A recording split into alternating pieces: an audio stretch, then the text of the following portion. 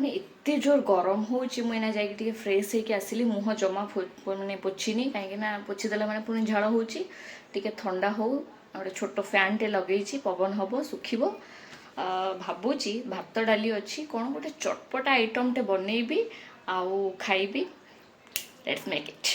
କାଟି ଦେଇଛି ଟମାଟୋ, ଏମିତି ସବୁ ମାନେ ପିସ୍ କରିଛି ତେଢ଼ା ମେଢ଼ା। ଏପଟେ କାଙ୍କଡ଼ ଗୋଟେ ଥିଲା, ଆଉ ପୋଟଳକୁ କିଛି ଏମିତି କାଟି ଦେଇଛି।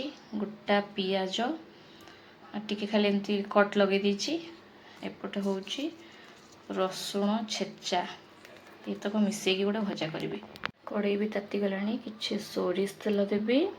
କିଛି ଏଥିରେ ପକେଇବିନି ଜିରା ସୋରିଷ, ଡାଇରେକ୍ଟ ପରିବା ଦେଇଦେବି। 3ଟା କଞ୍ଚା ଲଙ୍କା ପକେଇଦେବି ଆଉ ମେଞ୍ଚେ ସାରା ଧନିଆ ପତ୍ର, ଏମିତି ଟିକେ ବଡ଼ ବଡ଼ ସାଇଜ୍। ତାପରେ ବଢ଼ିଆ ଦେଖାଯାଉଛି। ଏବେ ଏଥିରେ ଖାଲି ଟିକେ ଲୁଣ ଆଉ